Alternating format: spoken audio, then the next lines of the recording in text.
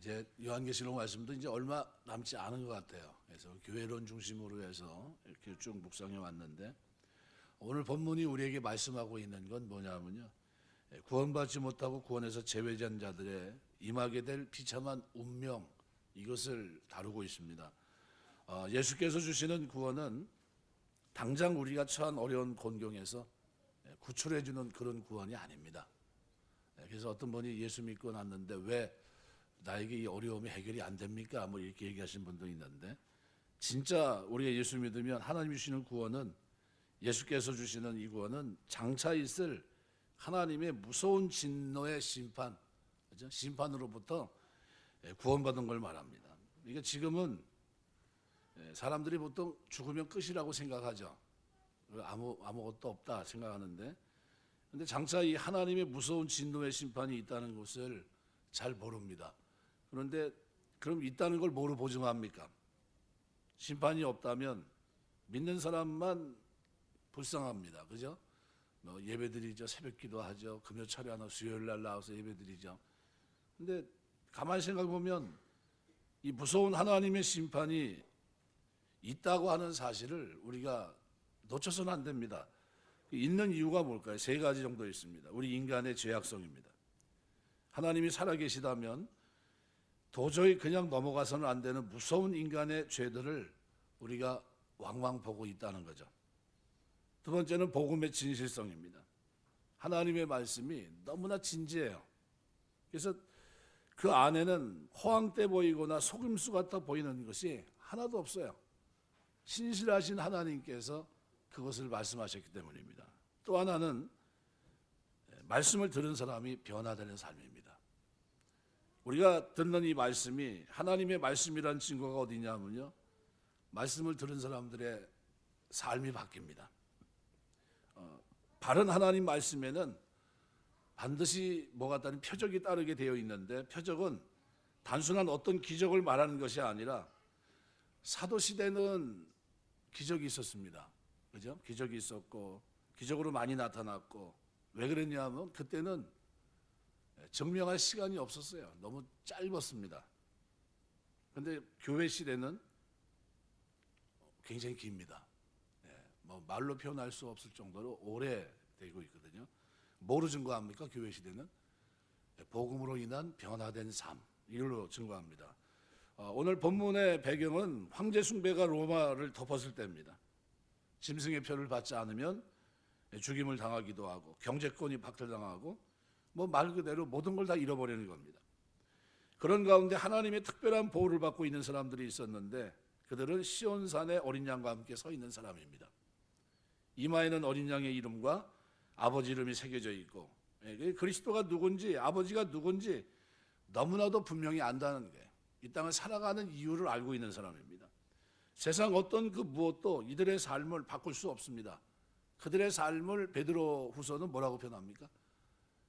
경건함과 거룩함을 가지고 살아가는 사람들입니다. 세상적인 눈으로 볼 때는 가장 불쌍한 사람들입니다. 왜냐하면요, 황제에게 절하지 않아서 우상 숭배하지 않으니까 잡혀가 고문당하고, 때로는 죽기도 하고요, 잔인한 죽음을 당하기도 했습니다. 그런데 성경은 전혀 다른 말을 합니다. 이들이야말로 가장 다행스러운 자다, 이렇게 말합니다. 왜냐하면 이들은 분명히 구원받은 자들이기 때문에. 뭐에서부터요? 하나님의 영원한 진노, 거기서부터 자유하기 때문이라는 거죠. 그러니까 오늘 본문 말씀은 구원받지 못한 자들의 영원한 운명에 대해서 말씀합니다. 그 이유가 뭐냐면, 구원받았다고 하면서 자꾸 세상을 쳐다보니까 뭔가 손해보고 있다는 생각을 가집니다. 신앙 없이 세상에서 잘 사는 사람들을 보면 굉장히 부럽고, 나름 그들에 대해서 너무나도 비교해 보니까 좀 불쌍한 거 아닌가 하는 생각을 가져요. 근데 우리는 이 세상을 떨쳐버리지 못합니다. 예수도 믿고 그리스도 때문에 고난도 고통도 받고요. 그런데 마음으로는 자꾸 세상에 대한 미련을 가져서 어떻게 해서든지 세상에서 여기가 다인 것처럼, 천년만년 살 것처럼 이렇게 살려고 합니다. 천국만으로는 만족이 안 돼요. 그런데 오늘 본문에서는 우리에게 이왕 천국 갈 거라고 한다면 담대하게 천국 백성답게 살라는 겁니다. 기쁨으로 천국을 가는 것이 맞다라는 거예요. 그래서 오늘 본문에 보면요, 심판의 소식을 얘기하는데 세 천사가 등장합니다. 첫 번째 천사가 나와서 세 가지 사실을 선포하는데 6절, 7절입니다. 선포한 내용이 뭐냐면 복음의 내용 중에서 심판에 대한 내용을 다룹니다. 6절, 7절 기록한 그대로 모든 백성에게 전할 영원한 복음을 가졌다는 거예요. 영원한 복음. 모든 민족, 백성, 방언, 백성들이 필요한 영원한 복음. 이건 누구예요? 누구든지 이 복음은 받아야 된다는 겁니다. 예외가 없다는 걸 얘기합니다. 두 번째, 그 내용은 뭡니까?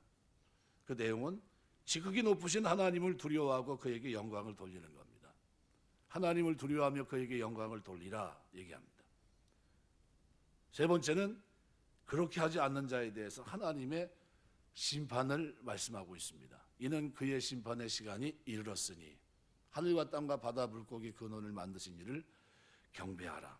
이 복음이라고 하는 것은요, 세상에서 일반 은총의 복 속에 살아가는 이 편안함, 이걸 얘기하고 있지 않습니다. 그거는 부수적인 거고요. 진짜 복음은 하나님께 영광 돌리고 하나님을 두려워하지 않는 생활을 시작하는 걸 말합니다. 복음이라는 말 자체가 이 세상이 큰 어려움에 빠져 있다는 것을 전제로 하고 있습니다. 세상은 처음서부터 창조주 하나님에 대해서 반역한 집단입니다. 하나님께서는 인간의 반역에 대해 진노하고 계셨고 심판하려는 생각을 가집니다. 그런데 하나님은 우리 인간들에게 기회를 주십니다. 그냥 심판하고 진노를 쏟아본 게 아니라 누구든지 하나님이 보내신 아들을 통해 다시 하나님을 공경하는 생활로 돌아오라는 거예요. 은혜로 믿음으로 부른 그들을 부르시는 겁니다. 하나님은 우리의 죄를 용서해 주시고 우리에 대한 무서운 진노를 취소하시겠다는 겁니다. 그들은 내가 진노하지 않겠다. 그들은 내가 심판으로부터 자유하게 하겠다는 겁니다. 지금 하나님께서 참고 계시기 때문에 어떤 게 구별되지 않느냐면요, 하나님께서 용서하신 사람과 용서를 아직 받지 못한 사람의 사이가 아무런 차이가 없어요. 두드러진 게 하나도 없어요. 예수 믿고 구원받았다는데 구원받은 거하고 구원받지 못한 사람하고 별 차이가 하나도 없어요. 별 느끼지 못합니다. 근데 언제 차이가 나냐면요, 마지막에 믿지 않은 자들을 심판할 때입니다. 하나님의 진노의 심판이 시작되면 그때는 뭐로 차이 납니까? 극과 극으로 차이 납니다. 끝까지 교만을 버리지 않고 하나님을 두려워하기를 거부한 자에게는 마지막 한 방울 진노도 아끼지 않고 다 퍼부으시고요. 모든 인류에게 가장 중요한 과제는 그래서 하나님의 이 무서운 진노의 심판을 면제받았느냐 아니면 아직도 그 진노의 심판의 대상자이냐, 이 둘로만 딱 쪼갭니다. 이거 외에 다른 문제는 전부 부수적인 문제예요. 사실은 로마 시대에 살고 있는 교인들에게 가장 큰 어려움은 뭐냐 하면요, 황제 숭배였습니다. 황제 숭배를 거절하면 모든 것을 잃습니다. 세상 것을 다 잃어버려요. 심지어는 생명까지도 잃어버렸습니다. 가장 큰 문제는 왜 하나님께서 성도들에게 이런 큰 시험을 닥치게 하셨는가 하는 문제였죠. 천사는 그것은 최종적인 시험에 비하면 아무것도 아니라고 선포합니다. 세상에 살고 죽는 문제보다 더 큰 것이 하나님의 진노의 심판에 대해서 어떤 위치에 서 있느냐, 바로 그것을 오늘 본문이 선포하고 있는 겁니다. 그래서 하나님께서는 이 복음을 교회에 주셨습니다. 복음을 듣고 참된 하나님을 섬기는 믿음의 이 생활로 돌아서기만 하면, 회개하고 성령을 선물로 받고 신적인 성품에 참여한 이 축복 가운데 살면 무서운 진노로부터 사망에서 생명으로 심판에 이르지 아니하는 이 축복을 주시겠다는 겁니다. 그런데 사람들은 하나님의 의로우심보다 사랑을 먼저 드는 것이 문제입니다. 사랑의 하나님은 무조건 다 용서하는 줄 알아요. 구원은 받았지만 내가 도대체 얼마나 큰 고통, 얼마나 무서운 심판에서 구원받았는지 가치를 잘 알지 못합니다.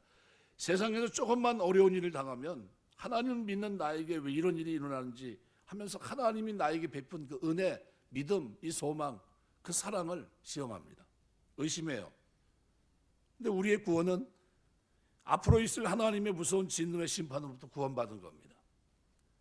우리가 얼마나 큰 구원을 받았는지, 하나님께서 자기를 두려워하지 않는 자에게 퍼부시는 엄청난 진노의 심판을 봐야 제대로 깨달을 수 있습니다. 그럼 이 복음은 오늘 우리 삶에는 전혀 도움이 되지 않습니까? 아니요, 도움이 됩니다. 모든 것이 앞으로 진행될 겁니다.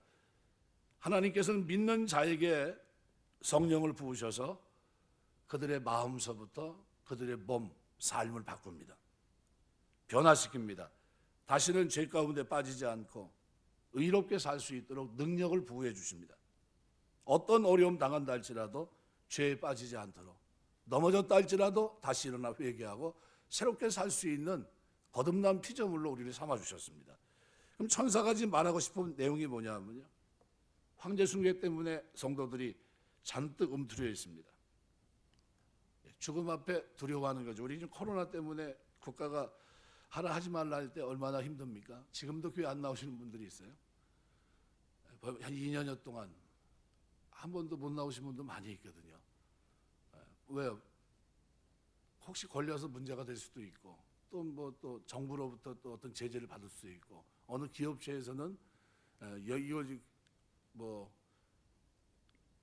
우리 기업 진행하는 과정 속에서 만약 이것이 문제가 돼가지고 수습하게 되면 그 사람 가만두지 않겠다, 많은 식으로 엄포를 놓기도 했고 그렇습니다. 그러니까 자기들이 당하는 눈앞의 고통만 생각하고 앞으로 있을 이 엄청난 하나님의 심판, 그것으로 인한 멸망당할 사람들을 생각하고 그렇게 살아야 되는데 그걸 잘 모릅니다. 그래서 하늘을 날아가는 천사가 바로 이 소식을 빨리 전하라는 거예요. 움츠러 있지 말고, 로마가 복음을 거부하면 거기 있지 말고 다른 곳에 가서 먼저 듣고 믿어야 될 그 사람들에게 복음 전하라는 겁니다. 굳이 받아들이려고 하지 않는데 미련을 가지고 있지 말고 지금 빨리 어디에요? 복음을 거부하지 않고. 실제로 전도를 이렇게 하다 보면요, 열어놨던 사람들은 믿어요. 저 사람 믿을까 했던 사람들은 안 믿고 전혀 관계없던 뜬금없이 순간적으로 영접하고 예수 믿는 사람들이 있습니다. 놀랍습니다. 사람들이 복음을 거부하고 말씀에 갈급하지 않을 때 그들만 가지고 씨름하지 말라는 겁니다. 그들 말고 복음을 듣기만 하면 회개하고 돌아올 사람들이 너무 많고 지금 이 복음의 급박성입니다. 빨리 가서 전하라는 겁니다. 하나님의 용서, 하나님의 사랑 이야기만 하면 지금까지 헛되게 우상을 섬겨왔던 잘못 살아온 것들을 뉘우치고 양팔 벌리고 회개하면서 돌아올 사람들이 많이 있다는 거예요. 깜짝 놀랐습니다. 신천지가 작년에인가 이렇게 10만 명 넘게 했는데 금년에도 10만 명 넘는 건가 하는데 우리 아까 강도사한테 물어봤어요. 그거 어떻게 된 거냐? 해마다 그렇게 10만 명씩 여기서 진짜 신천지로 들어가는 거냐? 물어봤더니 그게 아니라 신천지가 14만 4천 그 숫자에 맞추기 때문에 시험을 본대요, 자기들끼리. 그래서 시험을 봐가지고 그 통과된 사람들이 이제 또 수료식을 또 그런 식으로 하는 모양입니다. 이야, 그래도 여러분 연세 많이 드신 분들, 할아버지, 할머니들도 머리 싸매고 공부합니다. 14만 4천에 들어가려고 공부하신대요. 제가 그 말 듣고서 진짜냐고 내가 물어봤어요. 진짜냐 했더니 그렇게 자기가 들었다고 그러길래 그러냐고 이제 그랬는데, 여러분 만약 그렇게 쫓아갔으면 어떻게 될 뻔했어요? 지금 머리 싸매고 지금 공부해야 됩니다. 지금 시험 봐야 돼요. 시험 봐가지고 합격한 사람들이 거기 대구 스타디움에 모였던 겁니다. 어처구니 없잖아요. 성경을 모르면요 그렇게 사는 겁니다. 덮어놓고 믿으면요, 이상하게 믿으면 미혹당하면요 그렇게 되는 겁니다. 얼마나 감사해요. 그런데도 제대로 들어야 되는 거예요. 엉뚱한 사람들이 미혹당하지 말고. 이 핍박의 시기나 사람들이 복음에 대해 진지하지 않을 때는요, 교회가 반드시 잊어버린 선교의 사명을 기억하고 그때는 선교에 대한 시대라고 보시면 됩니다. 그럼 어떻게 해야 됩니까? 여기가 핍박하면 이 동네에서 핍박, 저 동네로 가야 돼요. 저 동네가 핍박하면 다음 동네로 가야 되고요. 복음이요, 증거돼야 될 곳에 계속 증거해야 됩니다. 거기서 죽이니까 거기 있지 말고 피해야 됩니다. 낭비할 시간이 없다는 겁니다. 선교와 전도를 등한히 하는 사람이 있다면 그 사람 제쳐놓고 나는 내 할 일 하면 됩니다. 하나님이 뭘 기뻐하실까요? 예, 이 복음의 긴박성입니다. 긴박성. 이것이 얼마나 중요한지 뭐 때문에요? 예, 사람 믿지 않고 죽었을 때 하나님의 진노의 심판이 어마어마한 겁니다. 어마어마한 거예요. 이거를 감당할 길이 없어요. 지금은 이 차이가 없어요. 예수 믿어도 아이 뭐 저 구원받았나 보다. 구원받은 게 지금 왜 눈앞에 피부에 확 와닿게 보이는 거 있습니까? 손에 잡힌 게 있어요? 없잖아요. 근데 이게 언제 나타난다고요? 주님 심판대 앞에서 다시 오시는 재림하시는 주님 앞에서 진노의 포도주, 그죠? 즙을 짜는데요, 물을 넣고서 즙을 짜는 거하고요, 물을 넣지 않고 즙을 짜는 거는 다릅니다. 포도주를 하는데 포도주 즙을 짜는데 어떻게 해요? 아무것도 넣지 않은 상태로 포도즙을 짠다 그러면 어떨까요? 엄청나겠죠. 완전 그냥 그 엑기스 아니겠습니까? 마지막에 그렇게 된다는 겁니다. 하나님의 심판이 그렇다는 거예요. 그래서 두 번째 천사가 또 첫 번째 천사의 뒤를 따라 날아가면서 아주 중요한 사실을 선포하고 있는데 그게 뭐냐면 로마의 멸망입니다. 8절 말씀대로 또 다른 천사 둘째가 뒤를 따라가 말하되 무너졌다 큰 성 바벨론이야 모든 나라에게 그의 음행으로 말며 진노의 포도주를 먹이던 자로다 하더라. 여기서 바벨론은 로마를 말합니다. 물론 교인들은 이 바벨론이 뭘 의미하는지 다 알 겁니다. 로마의 패망 원인이 뭡니까? 모든 나라를 음행으로 더럽힌 거죠. 그런데 음행은 도덕적인 분란을 의미하기도 하지만 그 당시에 이 음행은 뭘 말할까요? 황제 숭배로 썩은 풍습, 황제 숭배 이 잘못된 풍습을 의미한다고 생각할 수 있습니다. 로마가 그 막강한 힘으로 세계를 정복하면서 이룬, 그죠? 가장 나쁜 것이 있다면 뭡니까? 황제 숭배 의식이에요.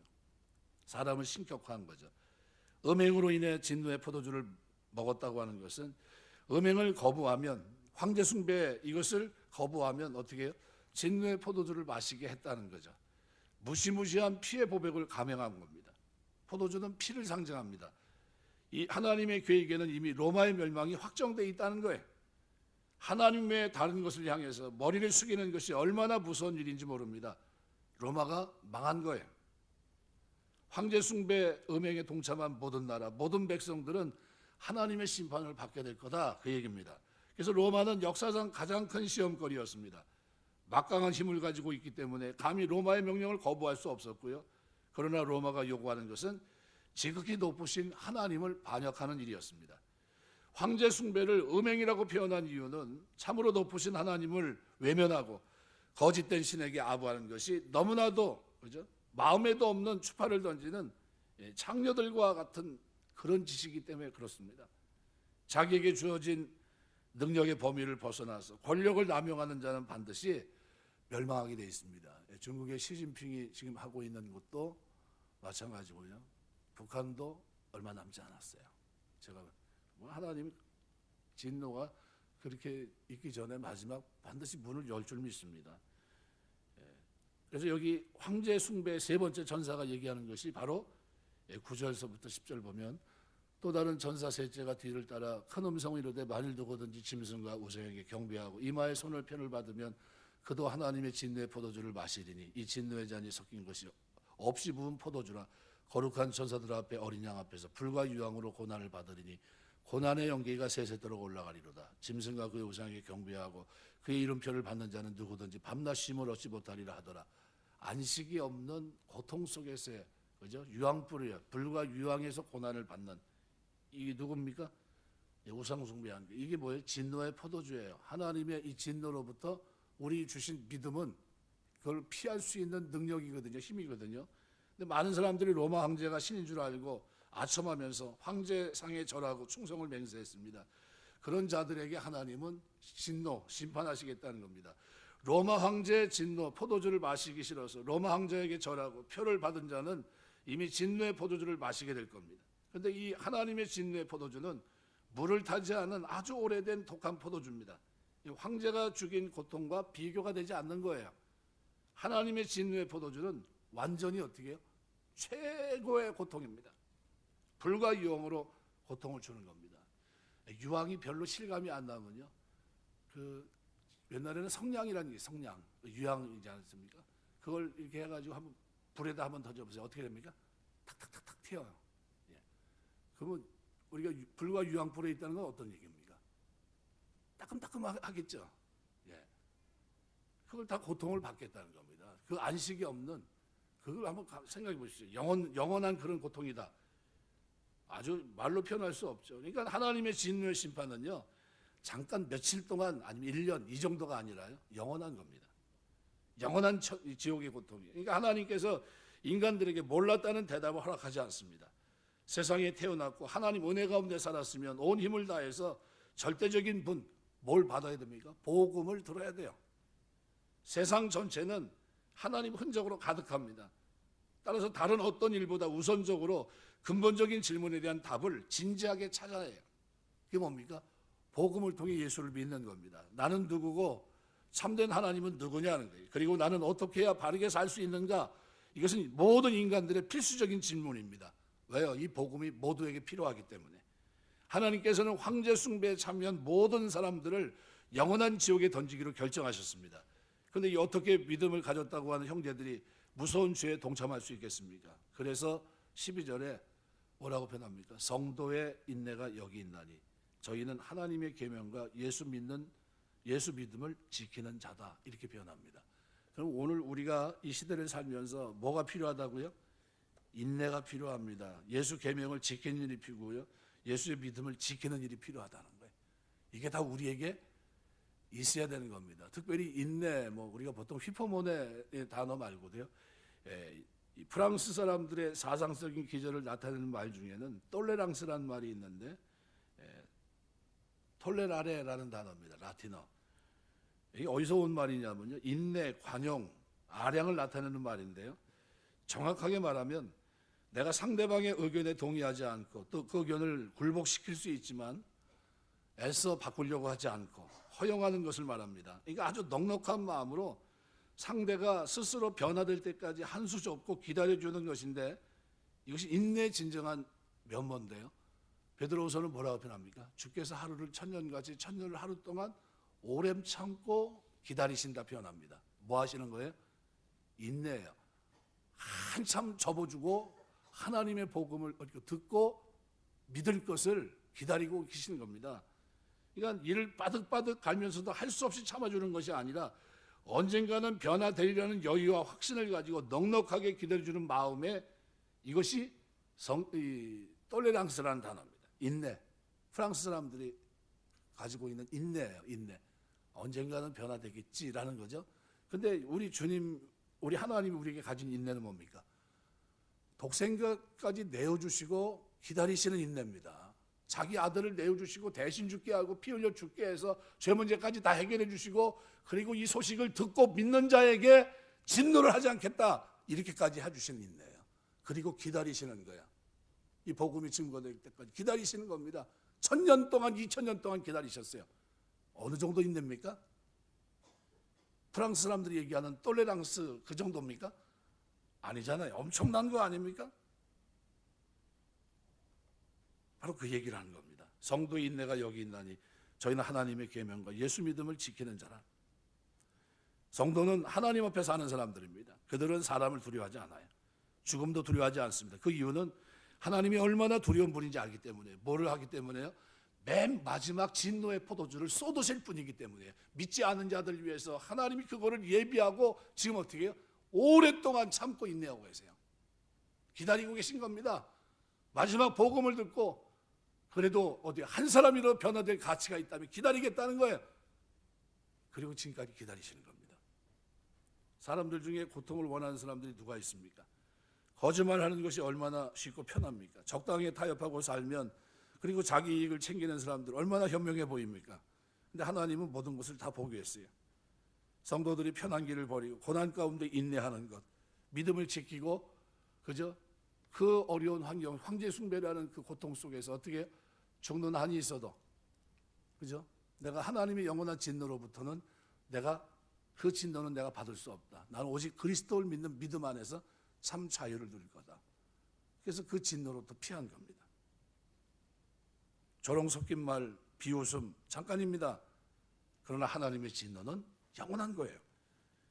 마땅히 하나님을 찾아야 함에도 불구하고 일부러 하나님을 부정하고 스스로 미련한 자리에 있던 모든 인간들에 대해서 하나님께서는 전혀 희석되지 않는 진노의 심판을 퍼부시겠다는 게, 이것이 마지막 영원한 지옥의 고통입니다. 그래서 이제 요한은 하늘에서 한 음성을 듣게 됩니다. 13절인데요. 더 이상 천사들이 선포하는 소리가 아니에요. 주님의 음성입니다. 그래서 13절은 또 내가 들으니 하늘에서 음성이 나서 이르되 기록하라. 지금 이후로 주 안에 죽은 자들은 복이 있다. 두 가지 음성입니다. 하늘에 나는 소리, 다른 하나는 성령께서 말씀하시는 소리입니다. 주님이 말씀한 것은 지금 이후로 주 안에 죽은 자는 복이 있다. 주 안에 죽은 사람들은 누굴 말합니까? 죽을 때까지 그리스도에 대한 신앙을 잃지 않고 인내하면서 계명을 지키며 믿음을 지켰던 그들입니다. 물론 이 안에는 주님 때문에 많은 고난을 받은 자들도 포함됩니다. 그 복된 이유가 뭡니까? 저희가 그 수고를 그쳤다는 거예요. 무슨 말이냐면 우리가 아무리 세상에서 복된 상태에 있다 할지라도 주 안에 죽은 성도들보다 어떻게 해요? 그들보다는 못하죠. 그죠? 왜? 더 이상 고통이 없으니까. 세상에서 우리 연약한 육신을 가지고 있습니다. 죄성을 그대로 가지고 있어요. 그러니까 우리 세상에서 우리가 육체 때문에 계속해서 시험도 유혹도 받으면서 영적으로 심한 투쟁을 합니다. 전투하는 교회니까요.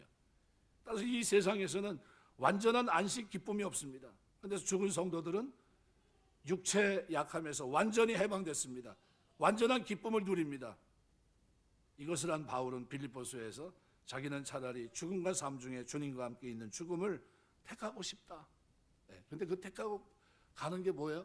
이긴 겁니다. 이긴 겁니다. 내가 지금 떠난다는 그 표현이 이긴다는 표현이거든요. 그러니까 우리가 이 세상에 사는 것이 가치가 있습니다. 왜냐하면 우리의 행실이 따르기 때문에. 그러니까 믿음으로 한 것이 남아 있습니다. 믿음으로 행한 그 삶이 남아 있고 분명히 죽음이 삶보다 낫습니다. 언젠가 우리가 모든 것을 다 때가 되면 다 놓고 가야 돼요. 아이들이 놀고 있다가 부모님이 아무리 재밌어도요, 부르면 부모님 야 집에 가자 그러면 어떻게 해야 돼요? 털고 가야 됩니다.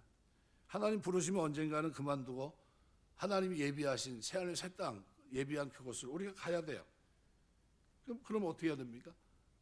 그동안은 우리 믿음을 지켜야 되겠죠. 그래서 여기 오늘 본문에 우리가 구약 성경에 보면요, 지옥이라고 하는 쉐올이라는 이 단어가 우리말에는 음부라는 단어로 번역이 되어 있는데 65회가 사용되어 있습니다. 죽은 뒤에 영원히 거하는 곳으로 지옥이라는 뜻으로 사용됐는데 쉐올이라는 단어가 일반적으로 사람이 죽은 다음에 영원히 거하는 장소, 때로는 지옥을 뜻하는 심판의 장소로 언급이 되는데 신약 성경에서는 이 두 단어가 있는데 하데스 그리고 게헨나라는 단어입니다. 하데스라는 단어가 26번 사용됐는데 그중에 지옥이라는 뜻으로 3번 쓰였고요. 나머지 죽은 자의 영혼이 거하는 곳, 음부라는 말로 번역되어 있고요. 게헨나라는 말은 공관복음 또는 야고보서에서 12번 나오는데 심판의 장소로 나옵니다. 게헨나는 히브리어로 게인놈이라는 말인데 헬라어로 번역할 때 음이 비슷합니다. 게헨나나. 그러니까 히브리어의 게인놈이라는 말은 골짜기라는 뜻인데 원래 흰놈은 한 골짜기 이름입니다.